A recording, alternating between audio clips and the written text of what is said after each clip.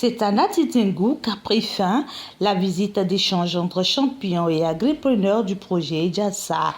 Comme dans les 3 précédentes communes visitées, à savoir Materi, Tangueta et Bukombe, les champions de la cité des Nonto ont inculqué aux agripreneurs des premières et deuxièmes cohortes les astuces pour réussir le fromage du soja.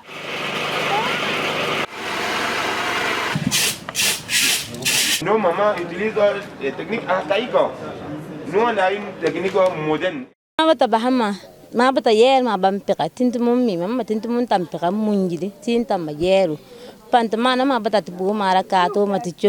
a dit qu'elles utilisaient une ancienne méthode et cette méthode-là consistait à tremper le soja directement et d'amener ça au moulin.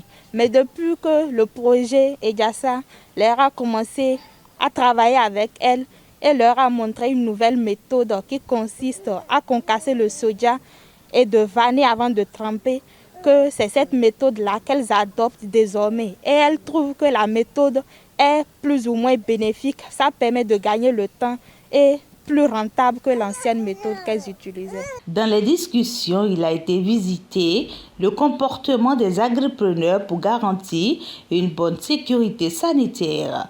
Un principe indispensable appris lors des formations. Un accent a été mis sur les raisons du port de gants et de tabliers. Le tablier est un peu comme un chiffon. Vous voyez, c'est un chiffon en fait que vous mettez au cou pour ne pas vous salir. Parce que celui qui veut manger votre repas veut que vous soyez propre et présentable. Même pour commencer la transformation, on doit s'assurer que le lieu de la transformation est bien nettoyé avant de commencer. Et aussi protéger tout ce qu'on doit utiliser, et y compris les bassines et tout ce qui entre dans la transformation. Mais quand on porte les gants, ça permet de ne pas tremper directement la main pour laisser quelques séquelles de ces éléments-là dans le produit. Les femmes ont été outillées. Les femmes ont reçu des kits de transformation, des kits qui contiennent des équipements de protection individuelle, de petits matériels de transformation qui peuvent permettre quand même à ces femmes-là d'être toujours dans l'activité. Aussi, le projet a permis à ces femmes de connaître la variété adaptée pour produire le fromage de soja de bonne qualité. Aussi, le projet a permis de transmettre cette technologie-là qui dormait dans les laboratoires, de transmettre cette technologie aux femmes, aux agripreneurs, pour qu'ils puissent améliorer non seulement la qualité de leurs produits, mais aussi améliorer leurs revenus. Les agripreneurs ont été invités à l'assiduité au travail et à développer un mental de gagnant. Même si c'est dur, on y arrive toujours. Parce que des grands hommes qui sont arrivés, ils sont arrivés par la force des choses, par l'endurance, par le travail, par la confiance en eux-mêmes, par la confiance qu'en étant déterminés, on y parviendra. J'espère que vous n'allez pas abandonner. Hein? Vous allez rester jusqu'au bout. Hein? Oui. Rien n'est fait gratuitement. Hein? Tout s'obtient par la force, par l'endurance. Occasion pour les champions d'exposer leur parcours pour inviter leurs pairs à être déterminés. Ils ont aussi décrit le changement que le projet Edjassa a apporté à leur activité de transformation de soja. J'étais en classe de seconde. Quand je suis rentrée au village, j'ai vu une maman qui faisait le fromage soja. Ça m'a beaucoup plu. J'avais 1000 francs sur moi. J'ai dit à mon papa de me prêter 1000 francs. Je vais compléter pour acheter et aller revendre pour voir si ça va marcher. Donc quand j'ai pris le fromage soja de 2000 à 200 l'unité, je suis allée à Bukombe, j'ai présenté ça dans la concession et tout le monde a mangé, ils ont apprécié. J'ai vendu ça à 250. J'ai commencé, j'avais pas le moulin aussi, c'était difficile. Des fois je vais à l'école, je calcule l'heure, je trempe mon soja dans l'eau, je reviens, je charge, je vais très loin pour écraser une mesure à 300. Mais je n'étais pas découragée. Le projet Edjassa est venu me trouver en activité. Ils étaient fiers de moi, ils ont vu que je travaille beaucoup. Donc ils m'ont pris comme agripreneur, ils me suivaient à tout, et de tout près. Donc j'étais contente. J'étais motivée par les soutiens. Donc ce qui a fait, j'ai toujours lutté, même si le soja est cher, je fais. Et mon papa aussi a mis à la disposition de l'eau à mon niveau. Donc chaque jour que Dieu fait, je me lève, je fais un peu, juste il y a eu des clients un peu loin. Des fois ils transforment, j'envoie à Porte-Nouveau, 4 jours. Et ça m'encourage. Donc je peux vous dire, dans tout ça, voici la moto que j'ai pu acheter grâce à la transformation du soja. Pour vous dire vrai, j'ai beaucoup aimé mon travail et je me suis donné à fond grâce à l'appui de Jassa, qui m'a encouragé aussi à beaucoup évoluer. Sachez que c'est derrière l'obstacle qu'il y a la réussite. Moi, je veux exhorter tous les agripreneurs à vraiment faire du sérieux dans tout ce qu'ils font. À faire du sérieux avec tous les acquis du projet EJASA, de la SNV.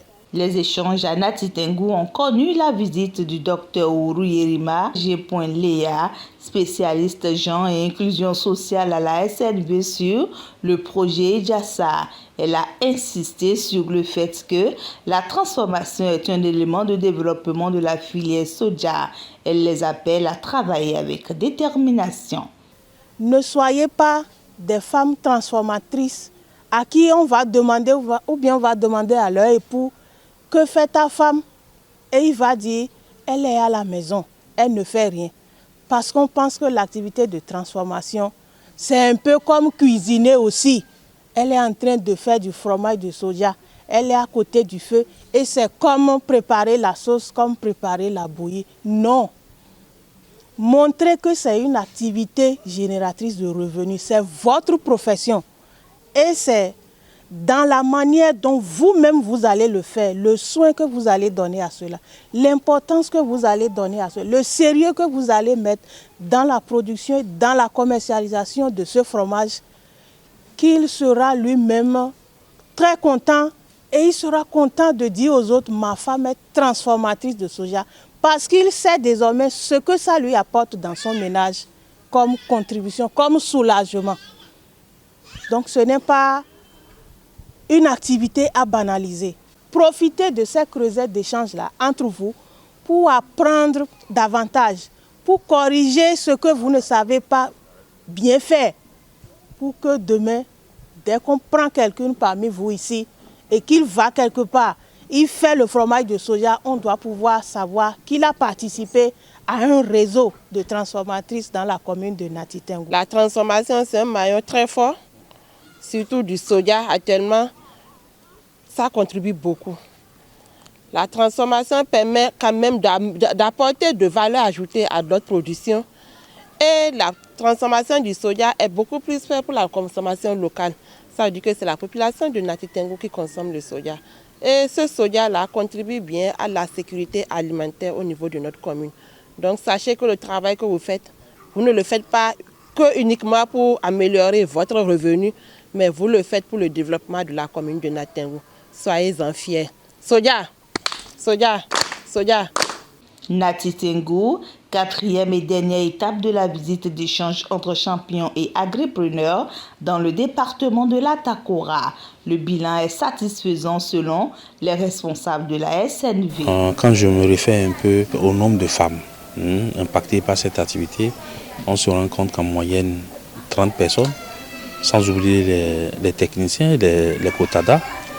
30 personnes x 4, ça fait déjà 120 femmes qui ont amélioré à travers ces visites d'échange leurs pratiques. Elles sont en arrivée à harmoniser le process de fabrication de fromage de soja. Donc la démarche qualité envisagée par le projet est en train d'être effective. Pour ma part et je pense bien pour l'équipe de projet, le bilan est très positif et très salvateur. De telles visites d'échange aussi sont prévues dans d'autres chaînes de valeur. Je parle de maraîchage, petits ruminants, volailles. D'accord. On a envie de faire aussi les mêmes choses sur les mêmes chaînes de valeur et les structures partenaires stratégiques, à savoir Scienson dans la Riborie et Didras qui est également dans les 4 communes, sont en train de prendre les dispositions pour organiser de telles choses. L'autre chose, c'est l'ONG Soyagnon, qui est le partenaire stratégique sur le soja, va prendre les dispositions pour poursuivre l'organisation des services d'échange dans les 2 communes de la Riborie.